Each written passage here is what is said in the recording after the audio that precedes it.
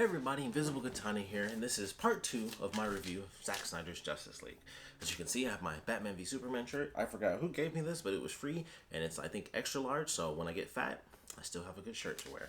So getting into things, we left off with Cyborg and how he actually had a story and how Joss Whedon was kind of stupid for just being like, storyline, who needs it, right? So we're moving on. Random notes, we'll start off super simple. There was a joke in here that I thought was really good. It was more of a reference. Barry mentioned that he knows like Gorilla Sign Language. That was a joke to Gorilla Grodd, who's a character in the DC universe, who is like one of the main villains of the Flash. I was like, oh, he's a giant, super smart gorilla. Like that's his whole thing. And I was like, oh, Gorilla Sign Language, because that's just a reference to that. I thought that was a good joke. I always like a good reference, especially when I understand it. So then we have the funny scene with Alfred and Wonder Woman where he was just like, oh, like that's how you do that with the T, because Alfred's always in like helping mode. That was a nice little scene. I like that. So then we get to more of the stuff with Aquaman. Specifically, Mira. Mira was actually pretty cool. Like, with her magic, she was doing, like, the blood bending. I was like, this is intense. Like, those were, like, the little moments, much like the Wonder Woman stuff, where, like, they kind of just added a little bit of blood, and it was like, so now we can say, get that rated R rating. So, I liked it. Mira's magic was hardcore. Really needed... Oh, we really need a good, mature comic book movie. That was totally true. Like, this movie, if anything, like, much like Deadpool, it kind of shows like, man, if we could just get like a cool R-rated superhero movie, I think it could totally work. And I would actually prefer, not just, Deadpool has its own style, but Deadpool also is just Deadpool. Like all he can do is like shoot people and cut people up. I would like for it to be like an actual superhero, like some, in the case of like Aquaman or Mira, where they do R-rated stuff. I would love that. Excuse me. But I think that would be really cool just to get that more intense version of action where we see blood and stuff like that. Like you can get that if you watch like the animated DC movies, they totally have that stuff in spades. Like if you watch oh god, Apocalypse War, that junk is insane. That's a super R rating. Like it's just gory as F. Like the beginning of that movie, it's just they just kill a bunch of people. Like it's insane. I highly recommend them, by the way. Like Death of Superman and Superman, or like Justice League Apocalypse War, those two movies are just like so good to me. I thought they were fantastic. So I highly recommend those. They're on HBO Max. So if you're watching this, you've probably seen Justice League, which means you probably have that. So you should definitely check them out. All the DC animated movies have always been pretty good for the most part. I think most of them are pretty great. So moving on from that, the magic was great. Then we have they took out the scene about grabbing just one person. So this, I would say, is the one scene in the whole movie where I was like, oh, that scene I actually missed from the Joss Whedon cut. And it was when they first go into their big fight against the parademons and saving Cyborg's dad and the other scientists. They have a scene where Flash talks to Batman and he's like, I've never really, kind of done this before. Like, I pretty much just, like, kind of push people out of the way. Or, I do, like, one little thing, and then that's it. I've never dealt with, aliens or having to rescue, like, a group of people from hostages or anything like, or as hostages. So, the Batman's like, just grab one person. And he's like, well, what do I do after that? And he's like, you'll understand the rest. You'll understand it. And it was just, he grabbed one person, and it was like, oh, crap. I have super speed. I can fly in, fly out, keep these people safe. And so that's what he does. He understands his role as a hero within that team and what he can do. And I like that. I thought that was actually a really good moment in the Joss Whedon cut. And they took that out. That was like the one thing I missed. It doesn't make him any less effective or anything, but it was a cool scene with him, this being like the first time he was like truly a part of a unit as a superhero. Like he always would just be like, okay, technically he has the suit, and I believe he technically took out Boomerang and stuff like, Suicide Squad, we saw that. So he's done stuff, but it's normally super quick. It's just like, okay, I run in, all I gotta do is push this stuff out of the way, like, oh, I'll grab you in midair, lay you down, and this thing flies over you. No big deal. I don't have to worry about like lasers from aliens, hitting me in the back, or, trying to save someone. One of like 8 people is typically like, oh, I can save that one person really fast, and then that's it. So that was like the one scene in the whole movie where I was like, that was missing for me. I wish that was still there, because I thought that was a cool Flash moment. After that, the falling rock scene, I thought that was good. That was a weird scene to not have in the original version, but so much stuff is like kind of flipped around, so it probably didn't even go in the same order sequence. But the scene where they get all the scientists outside, and then the building's like falling down on them, and Flash is just running around them, and just like, that looks super cool. Like he's just running around them, grabbing rubble and like throwing it out of the way, and then Cyborg hits like that last rock that he missed. But I was like, that was a great sequence. Like that was just a cool action moment. It's like, why would you take that out? But I think it has to do with all the weird stuff as far as how they like basically reordered like the entire series, or the entire movie. So I thought that was a cool little moment. And then we have the Martian Manhunter reveal. That was fine. everyone mentions it in all the reviews. It was just like, it doesn't do much for the scene. It's like, oh, cool, he showed up, and they officially revealed that he was there. Everyone brings up the same question, which I thought was super funny. Was like, where's he? Why didn't he help with any of the Superman stuff? He was in Superman. Is that actor? Like, why didn't he help with Doomsday and stuff like that? So I thought it was kind of funny, but it's also kind of what Martian Manhunter does. It's what kind of a lot of superheroes end up doing, really, where they're just like, I'm just kind of doing my thing, and then they end up revealing themselves a little later on. So it was kind of funny, and I totally understand the question, because he really wasn't in the thick of it, especially because he's in the military, so that makes it even funnier, because it's like, it's one thing for you to be like outside and you're trying to just live a normal life, but he was literally like in the military and then waited to reveal himself after that, and it's like, bro, we could have used some help. Technically, he's more powerful than Superman. Like, he really could have helped out. Just saying, he was all in. He was right there. But they do the Martian Manhunter reveal where it's like, he goes as Martha Kent, and they have this scene with him and Lois, and him saying like, the world really needs you and stuff like that. And I was just like, okay, whatever. It's just a moment, and I didn't really care, because I'm like, it's not gonna show up in the rest of the movie. It was just to have that moment to officially be like, he was gonna be Martian Manhunter. I do think it was kind of a stupid moment, admittedly. Like, once you question it, where it's like, well, he's gonna do that, and then Lois is just gonna talk to Martha at some point, like, you really helped me get, like, that was literally her motivation to get back into the world. That's not gonna not come up later. Like, it's gonna be like, hey, I appreciate you stopping by and kind of giving me that boost of confidence that I needed to, like, start writing and stuff. And it's just like, that's easily gonna come up. That's not a tiny moment where it was like, hey, I picked you up some oranges and she left. Like, that's something dumb. This was literally like a life-changing moment to kind of get her out of a literal depression, to help her get back into life. Like, you can't just come in and do that and then you're a shapeshifter and just take off, as if that's never going to cause confusion ever. So that was a really weird way to do it, but Martian Manhunter was there, so they got that reveal. They have the Superman wake scene. I just for some reason I just thought about it at random. So it's the scene where Superman wakes up, and I just put, "Where's my random family? LOL." So that was the family that was like in the city that wasn't actually deserted in the original version, even though it looked like all the buildings were always destroyed.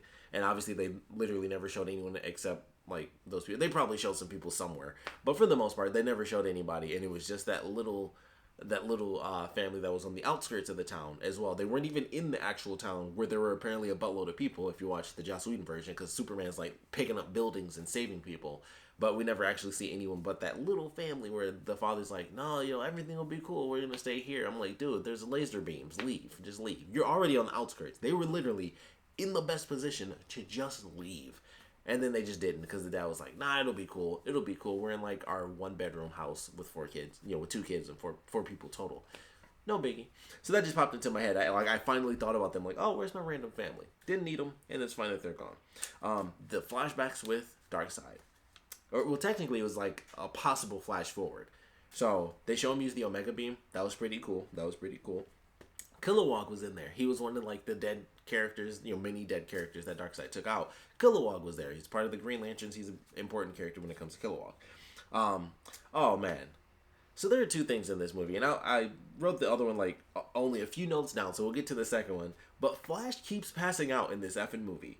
Like, the first scene where he like helps Wonder Woman in this version, like he hits the sword and stuff, and he trips. He gets knocked unconscious.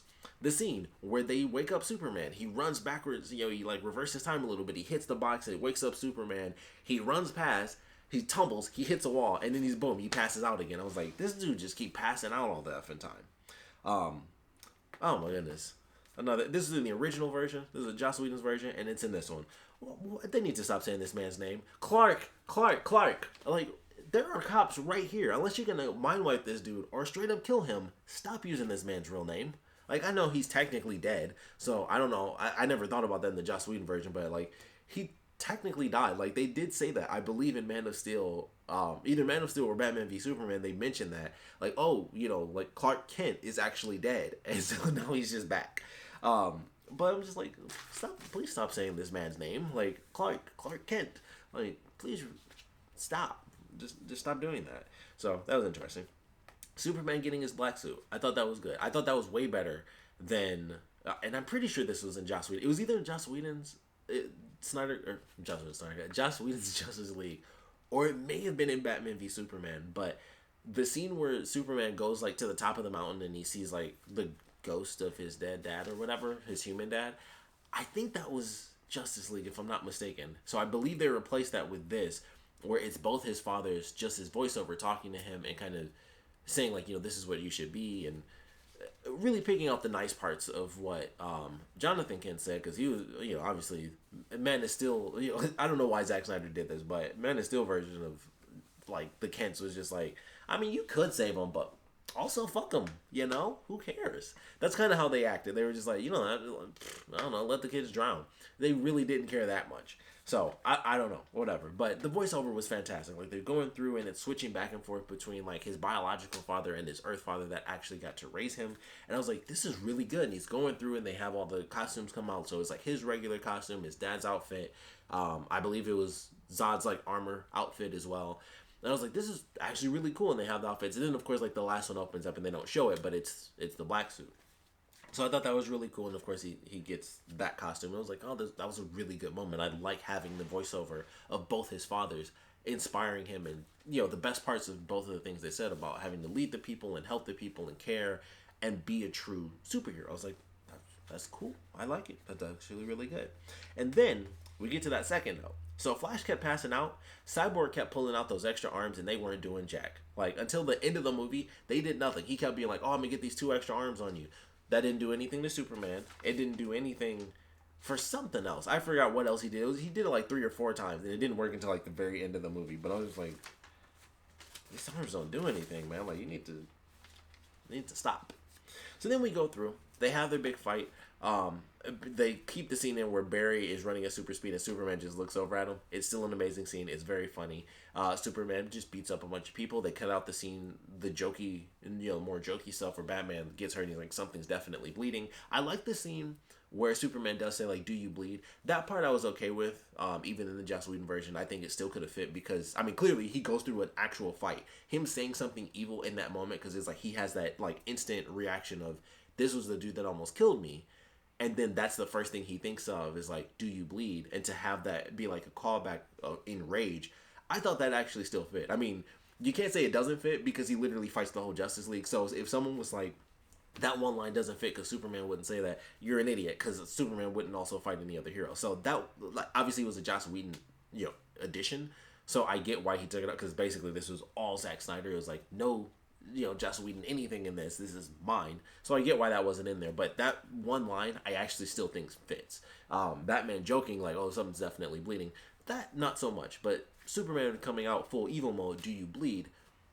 I totally get that. That totally makes sense. So they have the full fight scene. And then, who knew? Once again, there's so much stuff in this where it's just like, wow, that wasn't just missing because they're idiots. That was missing because one person was like, we don't need story. Get that garbage out of here. So, when they fought Superman, and then he took off with Lois, they had it was like, boom, portal pops up, boom, tube opens, dude comes down, grabs the box, and then he takes off, and it's like, oh, he got the mother box. Like, he popped in, and then he left, and it was just like, Steppenwolf in, Steppenwolf out. And in this, we find out that's not the case. He didn't just pop in on a boom tube portal, pick up the box, and leave. There's an actual sequence of events. Like, he comes down, he has to find where the mother box is. So he's going through. Cyborg's dad, is it Silas? Silas actually goes through. He has the mother box. He's trying to do something. And so then, of course, he hears Steppenwolf behind him just bashing stuff open. He comes in. He puts the box inside of this room, and he's going to hit it with the laser, which I still feel like he could have, like, just slid out the door, because he waited a couple of seconds to even close the door. So I'm like, in that time, you could have just hopped out and just hit the button after, and you wouldn't have actually died, because they showed up like just in time. So either way, it was meant for emotion. So he had to lock himself in. So he locks himself in. He hits the button, and the laser hits, and it flies all over the cube, and it like disintegrates his dad in front of Cyborg. And it's like, holy crap! The story's starting to come full circle with their characters, where like he had those emotions when he thought he was gonna die. When they fought the parademons, then he definitely sees his dad dying, and it's like, holy crap! I didn't get to save him, and now it's like kind of this weird moment where I didn't get to have that true reconciliation with him. So I like how it was handled, and he dies, and then Steppenwolf still gets the box, he takes off, and in this, they make it where him dying was actually allowing the Justice League to have their next step, because it was like, he didn't know whether or not they would get to him in time, and so it was like, okay, I have to hit this thing with the laser and make it the hottest thing on Earth. So he basically tagged it so that his son and, you know, the Justice League could actually get to it. And I thought, oh, that's genius. That was actually really cool. So it wasn't just that they found out where the mother box was later, like the original version. He actually heat marked it, and that's what allowed them to find out where Steppenwolf actually was. So I was like, okay, they added to it, they made it a bigger scene. He also, like I said, he didn't just like boom tube, oh, here's the cube, and he picked it up and then he instantaneously left off screen. We actually got a real scene out of it, and I was like, wow. It just blows my mind, like the things that they cut, and then you watch this version and it's like they filmed all of that.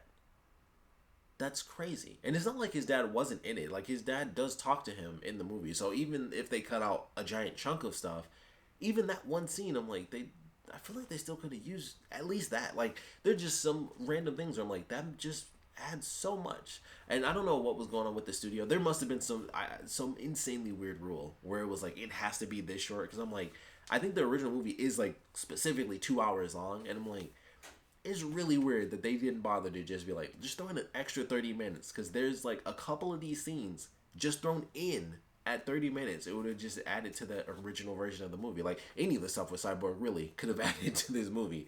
And like, just an extra 30 minutes, I think would have basically been all of the important stuff you needed to truly, you know, utilize his character in this movie. And it's so weird. I'm like, they couldn't just be like, man, just do the scene where he gets the money. And just do the scene at the end where his dad sacrifices himself. And that's all you need. Even if they cut the flashbacks, they cut the part with his mom, just do the part where he, I guess, wakes up, you know, and at least show him in the I mean, just the whole beginning really should have been this beginning to begin with. But it was cool. You know, they have that moment and it's emotional and stuff. So Superman, he goes off to do his thing and he's talking and it's like, yep, I'm alive. It's cool. I should probably go see what they're going to do. He goes to Alfred instead of just being Superman, who can literally hear around the planet, and just being like, oh, there they are, and then going to save them. He went to Alfred first, so that was a little odd. But it was cool, you know, then they go through and they have the cool action sequence, and they get into the village, or the whole town, I guess. They, you know, they blow the shield open, which was super easy, because he just hit it with some rockets, and it opened. And so then they get in, and it was cool. It was actually better. Like, I mean, the action sequence was fine in the original version. It looks so much better. Honestly, just a normal blue scene just looks so good. Like, even when the movie first came out, I was like, this looks ugly. Like, them having like the weird just bright red tint the whole time, I was like, I much rather prefer like the original trailer version. And so I'm glad we got that, where like it's just nighttime, it's just dark, it's not this weird red hue glow on everything. It just looks so dumb to me in the original. So I was glad we got to see like it's just nighttime, and that's really it. Like, the portal orb thing, yeah, it's red, but once you get inside of it, it's just dark again. Like, technically they just blew up the whole thing anyway, so like it's just dark, and that's all there is to it. So I was like, cool. The action was nice. We got a little bit more action. Cyborg had a really cool scene where he's flying down the road and he just like uses his sonic cannons to like destroy all the buildings behind him, and he like spins around and destroys them, so they crumble down on all the parademons flying behind him. So that was great. Instead of Flash saving, you know, random families and stuff, he's actually charging up all of his energy. So that's how they get him out of the fight. And I was like, okay, that's kind of a smart way to do that. So he's charging up his energy because he has to be at such a high speed to have enough power to help Cyborg once they hit like that sync point. So I was like, all right, that's a cool way to have it, where he is still, you know, kind of just outside of, like, it still explains why he's not helping fight, you know, like Steppenwolf and stuff. So that was kind of cool. Batman does some stuff, Wonder Woman does some stuff, Aquaman does some stuff. Everybody has a cool little fight moment. And then of course they have Steppenwolf. So they come in, they're fighting Steppenwolf, and they just can't take him down. They use team attacks, so they, even the very beginning of the actual fight was Cyborg and Aquaman utilizing their powers together, and that was cool. Because I was like, that definitely wasn't in the original, where like, well, who knew? You know, the team actually does teamwork.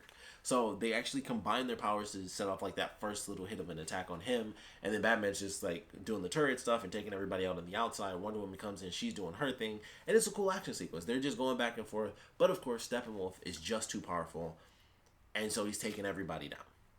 So everybody's taken down, and then boom, here comes Superman, and it was hilarious. He gets hit, and it was just like, boom, not impressed. And he did the funniest thing ever to me, and I specifically put, bitch, what axe? Because he just basically just went like, and he just blew like cold air on it. It was like, and just shattered it. And then he was just beating the crap out of this dude. He lasers off his horns. He just punches him in the face repeatedly. I was just like, he is decimating this man, and that is cool to watch. And I think Wonder Woman even smiles in that scene, like she was just watching him, like, yeah, beat him up. So it was just funny. It was just like a cool scene. Like he just came in, it was like just shattered the axe super quick, and then it was like, oh, that's all he had, and then you just beat the crap out of him.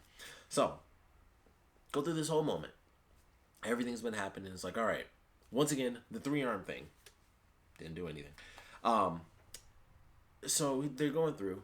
Cyborg ends up talking with the mother boxes. They kind of try to trick him and stuff, which is super weird because they say in one part that the mother boxes have like no real consciousness. They just create, and that's literally it. But then also their whole point of the movie is that once Superman died, the mother boxes specifically called out to Darkseid to be like, hey, you can come get us now. So clearly they have some consciousness. And then at the end of this movie, they're clearly trying to tell Cyborg like, hey, don't separate us. We can just be together. Like they're obviously there's some evil there. Like they're not just random things. Like they have consciousnesses within them. So I guess that could have been like specifically the witch characters somehow were imbued within the mother boxes, and maybe that was it, but they don't really explain that. They just say like the mother boxes aren't evil or anything, they're just things. And then it's like he literally went into the mother boxes and they tried to like trick Cyborg and be like, you could just join us and everything can be fine. I was like, that seems like consciousness to me. But either way, they go through the whole process. They see Doomsday. The portal opens up and it's like, oh, it's too late. And so they lose. The explosion goes off. It kills all of them. And it gets to Barry. And it was one of the coolest moments ever. And it's Speed Force Barry. Like the explosion hits and he just puts his hand out and he just vibrates. And everything around him is just gone. And so then he's like, okay. Like, because he took the little hit and so it slowed him down. So he couldn't get to Cyborg in time. And he's like, I have to break my one rule. I got to go super, super fast. So he's time traveling, like more than he did before. And it was an amazing sequence. I love the Flash. I love when we get like super speed stuff. Super speed was always like my favorite power. And of course the fact that it's imbued with lightning, which is like probably like my number one ability is just lightning powers, but they always tie it together with the Flash, so it's always perfect. So he's running. He's just running. And as he runs, when his feet hit, it creates the ground that used to be there. And I was like, this visually is so freaking good that only an idiot would say, nah, we should change this up. I do not understand how you take out a scene like that and say like, it's just not as good, like it's not as good as the ending I have, which is he lost his axe and then Batman said fear and then the parademons ate the dude that they were working for the whole movie. I don't understand it once again.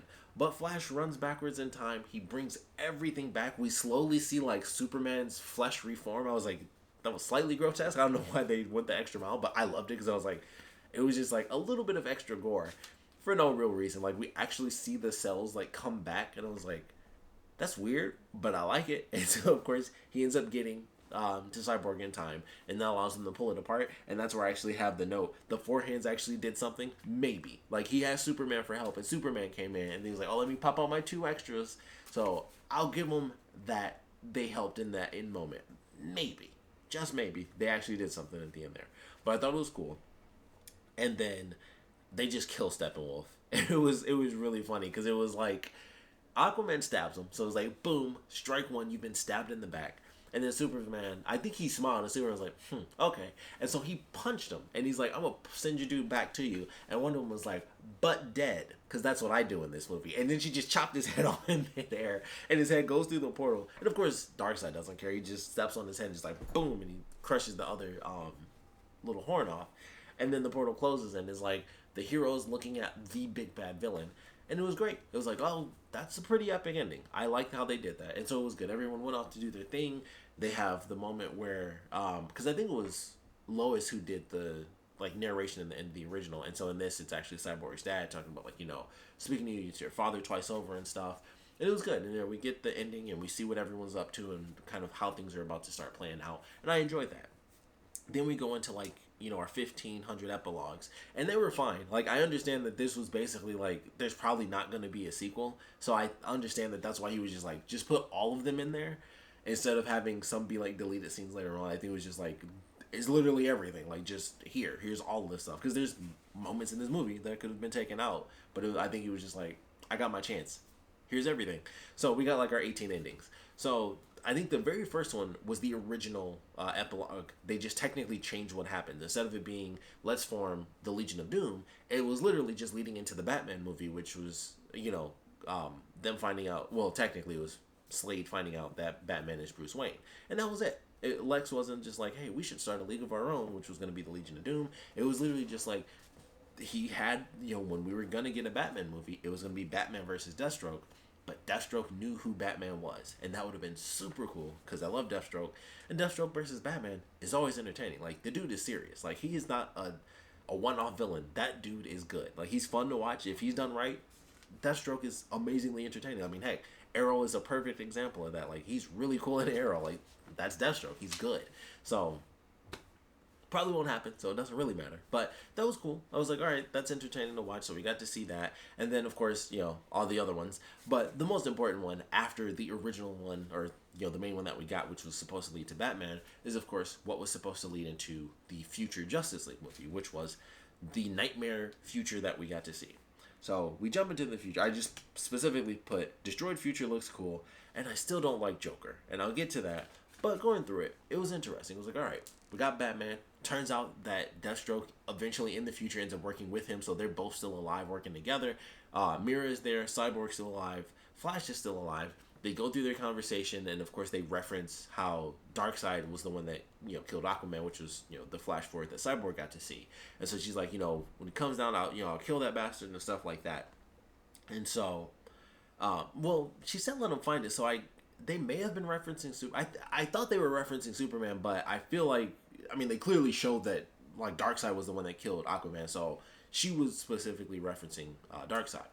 But I thought it was cool. I was like, all right, I like this scene, and they're talking, and then of course she hits Batman with the, what do you know of loss? And then that's where we have Joker kind of pop. He does his laugh, which I honestly think is worse than it already was before.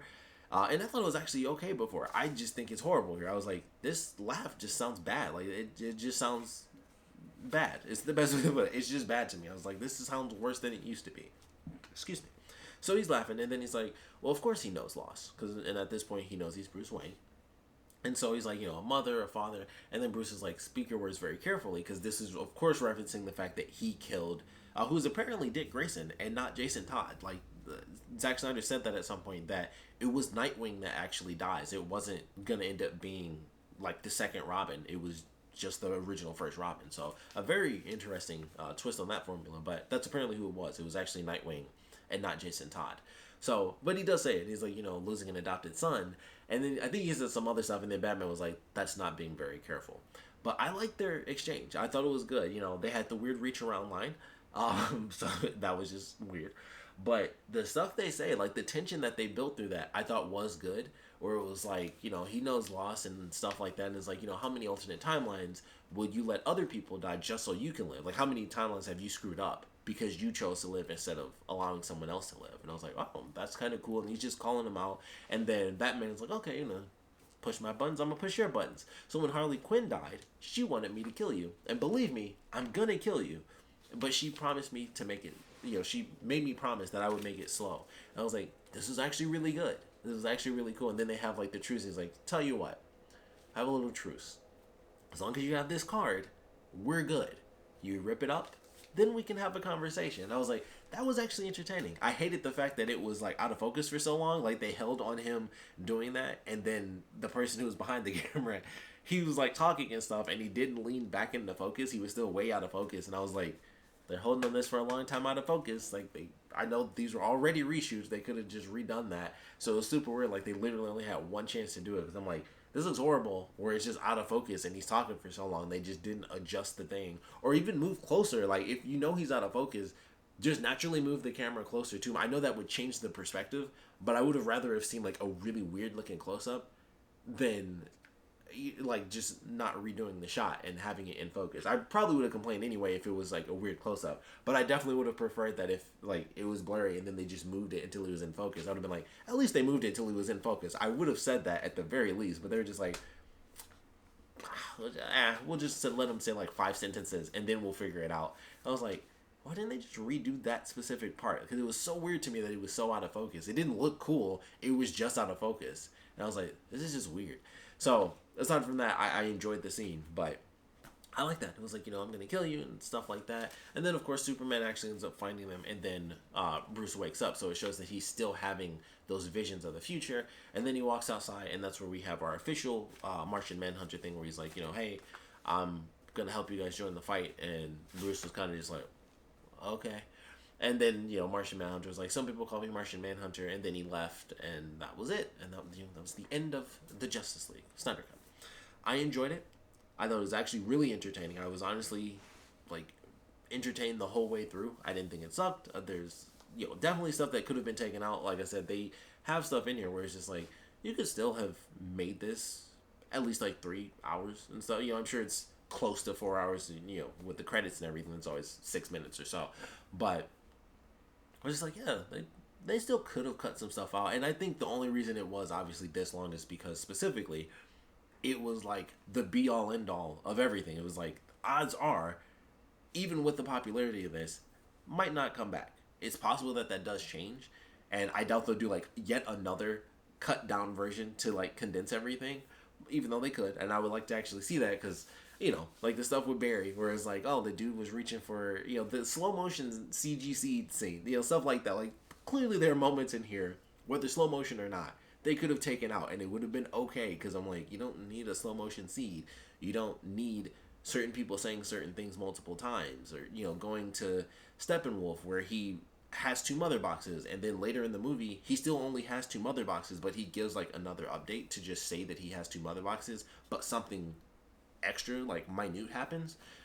And so it's they could have just cut some of that stuff, or they just streamlined it, where instead of him going over no, I still only have 2 mother boxes, or they could have just done it faster. It's just no, I still have 2, but I'm here to tell you I found the anti-life equation, or just streamline it just a little, make it a little bit faster. They definitely could have done that in in certain scenes for sure to actually cut this down. There's some stuff they could have just straight up taken out, the Martian Manhunter thing meeting with Lois is just kind of a weird scene. They could have actually just had it be Martha Kent, and that probably would have worked better because that would have been a good moment between the actual 2 characters instead of just Lois thinking she's talking with the mother of her I can't even say how it's ex-fiance, your dead fiance. So there's definitely scenes that could have been taken out and stuff that they could have done to still shorten this. But I still really enjoyed it. I definitely enjoyed it. Cyborg got some effing justice. Wonder Woman looked freaking amazing in this. She was just killing people. And I hope with them seeing this, Patty Jenkins, I hope she makes a really dark Wonder Woman 3. She got to do something better than Wonder Woman 2 because that movie sucks. But I hope we get something good for whatever Wonder Woman 3 is going to be. And maybe, just maybe, they'll take cues from this because she don't play around and she'll beat some people up. So maybe we'll get something epic like that. I hope so. But she had some cool moments. Cyborg actually had a storyline, which is fantastic. Flash got an epic moment. He got a couple epic moments. The first, him pushing the glass open in that first scene where he saves Iris is actually great. Just watching him push it and blowing the shoes off, it's a great freaking scene. And then you have extra stupid stuff where they have to focus on a CG sesame seed falling off a bun. For what? I don't how much money was put into that seed? Why was that even? What emotional value could Zack Snyder have possibly seen in that seed that he needed to make it a CG thing that took up the entire screen? I just don't understand. It's so weird to me. I'm already invested. She's about to crash and Flash has to save her. That's what I care about. I don't care about the dude eating Big Belly Burger who's trying to reach for, his sesame seed bun on the ground. Some of that stuff just could have been cut out, but I still enjoyed it. Who knows what'll happen next? I mean, a lot of people, it's been released the Snyder Cut, now it's restored the Snyderverse. It could happen. I mean, it's not like companies actually care what people think. They just want money. So if people think in a way that allows for more money to happen, maybe he'll actually come back. And that would, of course, be up to him as well, because they kind of effed him over, because they clearly were we really don't want to deal with him. So let's just he's got a tragic reason to leave, and they kind of pushed him out, and then I mean, the movies are so drastically different. It's they just did not want him to have a film at all. It's super weird. And I know that may or may not have had something to do with the fact that a lot of people were complaining about his movies. But also, he did 2 of them, and you guys didn't stop him then. I mean, a lot of people complained after Just Man of Steel. A lot of people were annoyed by that movie. So they probably should have been thinking of that a little bit before, halfway through Justice League, trying to kick him out. So, I don't know. And we will see what happens. I mean, heck, who knows if Ray Fisher gives an F about them anymore. He finally got his due. But at this point, they, BS'd him with this entire storyline, So I don't know. We may or may not see these characters come back. They might want to now that there's actually proof that the movie could be decent. Like, it's not perfect, but it's better than the original version for sure. Like, things just effing make sense, and there's plot lines, literal, full-on plot lines in the film that did not exist, and it's just like, it's good. It's good, entertaining content.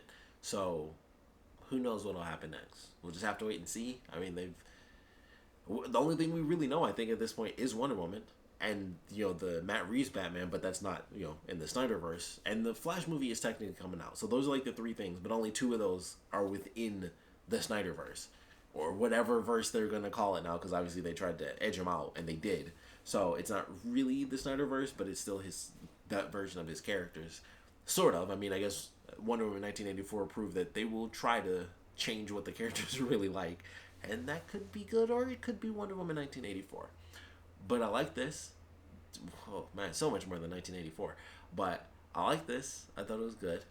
And we will see what comes next. I would love to know your thoughts on this, the changes that they made. Was there anything from the Joss Whedon cut that you do wish was still kind of implemented in this? Because you thought at least that moment was good. I heard some reviewers mention, like Superman when he first showed up at the end, him saying like he believes in truth and justice. People really enjoyed that line, so they were kind of disappointed that was cut compared to him just saying, not impressed.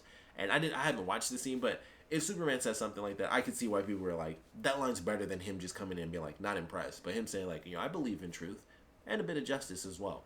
That's definitely a Superman line. Like that, I could definitely be like, okay, I can see why people wish that was still in there. Just like the Flash moment where it's like, that's a cool, hero moment. You're building up a hero moment. Like, this is a veteran hero of Batman talking to this new hero, the Flash. Like, just save one person, and then you'll understand. And like, that's just a good moment. So I wish that was in there. And if I remember, the truth and justice line, I'm sure I'd wish that was in there too. But I would love to know what you guys still would have kept in for the Snyder cut, from the Joss Whedon cut. What are you guys glad that they added? What did they add that you wish wasn't there? Like, what was unnecessary? Like Martian Manhunter. Admittedly, it was just like, it's not like he showed up and then did anything in the movie. He literally could have showed up in the pickup scene that they made, because they redid that scene where he meets Bruce at the end. They actually refilmed that. Which a lot of people know because, not Bruce, Ben Affleck, the actual man, looks a lot skinnier. So they actually filmed that for the Snyder cut. And it's like, okay, that was like, the official ending. But it's just like, oh, all right. Like he was in it and it was a tease for his character. But it also wasn't like the greatest or smartest way to actually tease his character. Anyway, just having that weird moment where he's the one who goes to, talk to Lois. Like, they need you too.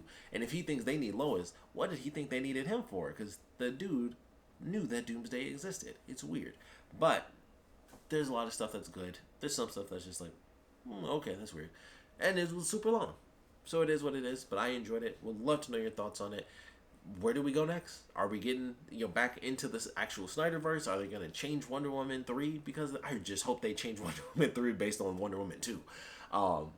Not to harp on it, it just wasn't good. Like, I've never, like, it's no Batman v Superman. I hate that movie. It's not that bad. It's not that bad, but it was dumb. That's for sure. They did a bunch of. He couldn't fly that plane. You can watch my review on it. Like, I just complained about it. I was just like, he couldn't fly that plane. It makes no sense. So, would love to know your thoughts on where we're headed, what they did with the Justice League, things they added, things they changed, what was right to change, what was wrong to change to create the original Joss Whedon cut.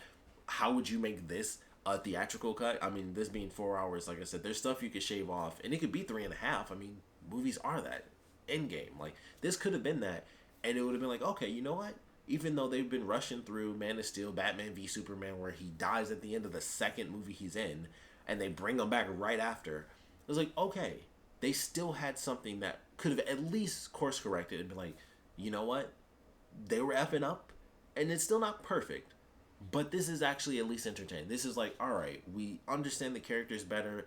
I mean, the 3 people they introduced, they have decent content for them. Aquaman, before his movie came out, Flash, who still doesn't have a movie, and Cyborg, all 3 of them had decent stuff. Like, I feel like Aquaman wasn't as funny as he eventually ended up being. So that was like the one thing that was a little bit jarring, because it was like, oh, he's not nearly as comedic in this version as he was in the Joss Whedon version, which led into Aquaman, which I feel like he still would have been that, and it just would have been a bigger gap from Snyder's version to Aquaman, but it still fit. It was like, okay, he just wasn't as funny in this, I felt.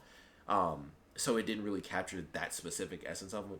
But hey, at least they effing talked about who he was, and they didn't just randomly show Mira, and they had a conversation, and then he left, and no one knew who that Mira was. So hey, they said a character's name that's automatically 10 out of 10 compared to the last movie where no one knew who she was unless you knew what a comic book was. Like, I just don't understand. Like, how could you not just have a scene where he says Mira or something?